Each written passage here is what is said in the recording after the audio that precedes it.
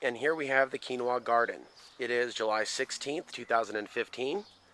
This is a test crop, not only testing its ability to grow outside the San Luis Valley, as well as Peru and Bolivia, but testing my ability to keep the crop and keep pests away. In about a week, the insect netting will arrive in the mail. I might have to purchase some more, but I'm going to use some protective measures. Now that maybe 10 to 12 plants have been destroyed by fairly large grasshoppers. Seems to be breeding season, and a lot of them are quite small, but some of the larger ones are as large as that big and about that wide. So I've seen some fairly large grasshoppers in this general area, large enough to bite through a stem like that. So I got online and looked for some organic solutions, and it was recommended to put flour out in the garden. And this is something that will gum up the stomachs, the guts of the grasshoppers. And I don't feel right about that, but I do understand that if I'm going to be a gardener, I have to protect my crops.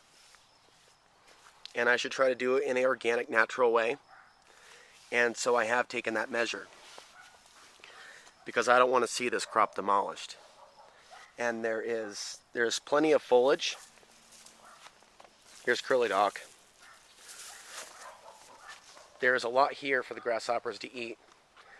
And I want to preserve this crop because this is a test crop. If all goes well, and it looks like it is, next year I'll be using the seeds that I harvest this year, and I'll be planting a much larger field of quinoa somewhere off the grid. So it's important to me that the grasshoppers not interfere with that. Here's some more flour here. And the grasshoppers have also done damage to some other plants. There's a mushroom growing.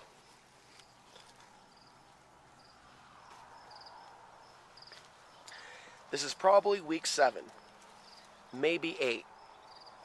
It's got about another month and a half.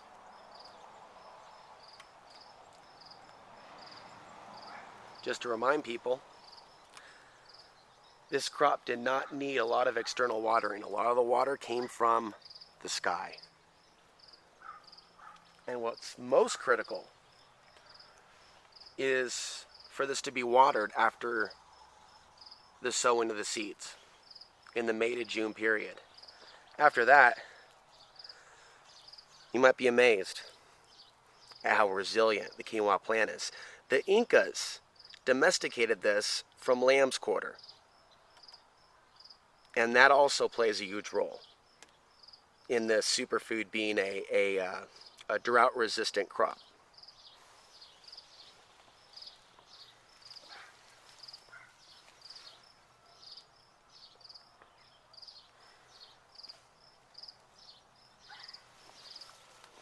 What probably would help me most is if I had one volunteer to help me grow a large quinoa garden next year off the grid.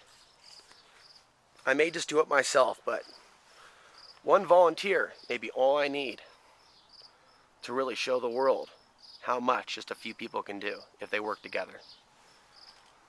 At the very least, right here and now, I'm showing what I have done alone.